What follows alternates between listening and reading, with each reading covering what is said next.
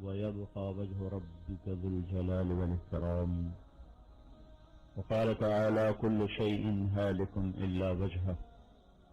وقال تعالى كل نفس ذائقة الموت وإنما توفون أجوركم يوم القيامة فمن زحزح عن النار وأدخل الجنة فقد فاز وما الحياة الدنيا إلا متاع الغرور. وقال النبي صلى الله تبارك وتعالى عليه وسلم يتبع الميت ثلاث ماله وأهله وعمله يرجع اثنان ويبقى واحد أو كما قال صلى الله تبارك وتعالى عليه وسلم. میرے بھائی اور دوستو،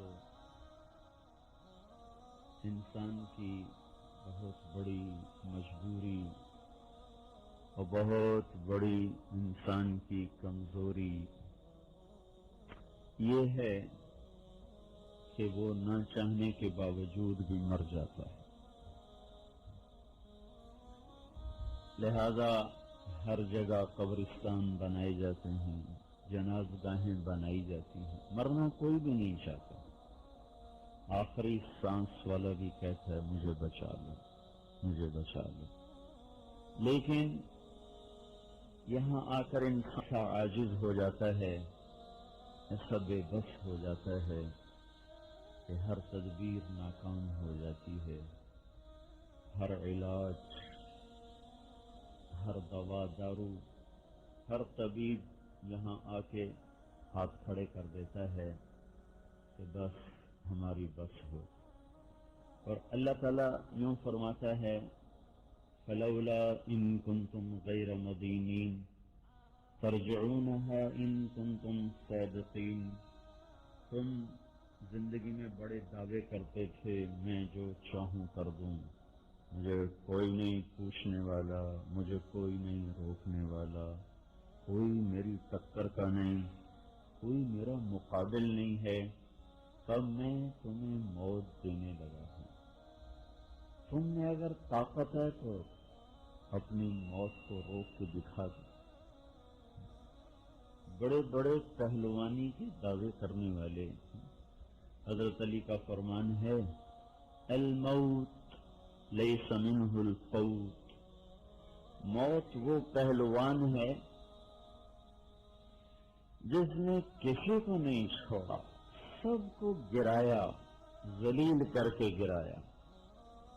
ان اقمتم لہو، جس نے اس سے پنجہ آزمائی کی، اخذکم، اس نے اسے توڑ پھوڑ کے زمین پہ گرا دیا. ان فررتم منہ، جو اس سے بھاگا تو اس نے آگے کھڑے ہو کر اس کا راستہ بند کر دیا.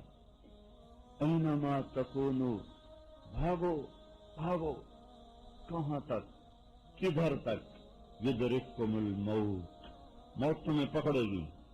ولو کنتم فی بروج مشیدہ، بڑے بڑے قلعے بناؤ، لوہے کی دیواریں بناؤ، کنکریٹ کے مورچے بناؤ، آسمان کی چھت کو اپنے اوپر لے آؤ، پھر بھی جب اللہ کا امر آئے گا لکم میعاد یوم، وہ سال طے ہے، وہ مہینہ مقرر ہے، وہ ہفتہ متعین ہے، وہ دن معلوم ہے اللہ کو، وہ گھنٹہ، آخری منٹ، آخری سیکنڈ جہاں یہ وجود مٹی ہونے والا ہے اور آنکھ کی شمعیں بجھنے والی ہیں، اس آخری سیکنڈ کو بھی اللہ نے گنا ہوا ہے.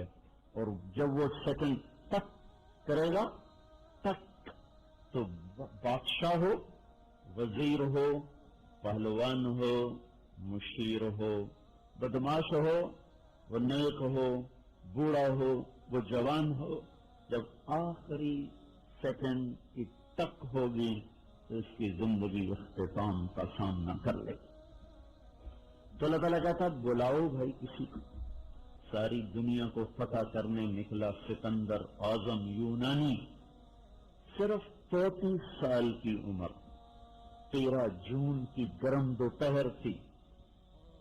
323 سال عیسیٰ علیہ السلام سے پہلے جس کو کہتے ہیں نا قبل مسیح، اس کے بعد تو عیسی چلتے ہیں، لیکن عیسی علیہ السلام سے پہلے کے سالوں کہتے ہیں قبل مسیح۔ تو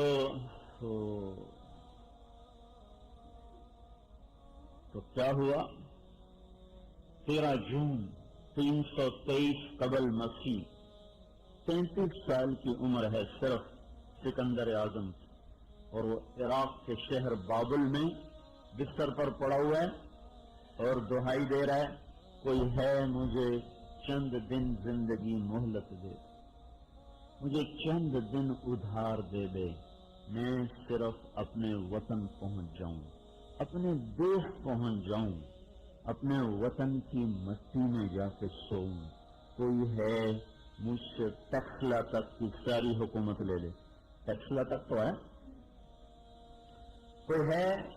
کوئی ہے جو مجھ سے میرا سب کچھ لے لے اور مجھے یونان پہنچنے دے۔ لیکن اللہ تعالیٰ نے مسافری نے اور بیٹا اس کا ایک تھا، وہ پہلے ہی قتل ہو گیا تھا ہندوستان کی لڑائیوں میں، غالباً ملتان میں قتل ہوا، اب پیچھے کوئی وارث بھی کوئی نہیں، تو وہ کہہ رہا ہے کوئی مجھے بچاؤ، اور اللہ نے کہا تو نے اتنوں کی گردنوں کو اڑایا اپنی بادشاہی کا سکہ جمانے کے لیے، آج تیرا رب اپنی بادشاہی کا سکہ تیرے اوپر جما رہا ہے، میں تجھے موت دے رہا ہوں، تو بھاگ کے دکھا۔ 33 برس میں ایڑیاں رگڑتا ہوا مر گیا، اور اس کی سلطنت 3 جرنیلوں میں تقسیم ہوئی، اور وہ بھی چند سالوں میں پارا ہو گئی، اور اللہ تعالیٰ نے اپنی قدرت کو ظاہر فرمایا کہ کل من علیہا فان، یہاں کوئی باقی نہیں رہ سکتا، سب کو فنا ہے۔ تو میرے بھائیو، انسان کی بڑی مجبوری ہے کہ وہ مر جاتا ہے، اب اس سے بڑی مشکل یہ ہے کہ خواہشات بے شمار ہیں اور زندگی تھوڑی ہے۔ پیسے تھوڑی کی بات نہیں کر رہا ہوں، پیسہ تو لوگوں کے پاس، بہت سے لوگوں کے پاس آج بھی بہت پیسہ ہے، لیکن ان کی مجبوری بھی یہ ہے کہ وہ تھوڑے سے دنوں کے بعد مر جائیں گے، 50 سال 60 سال 70 سال کوئی زندگی نہیں، اور 80 برس تو خود زندگی پر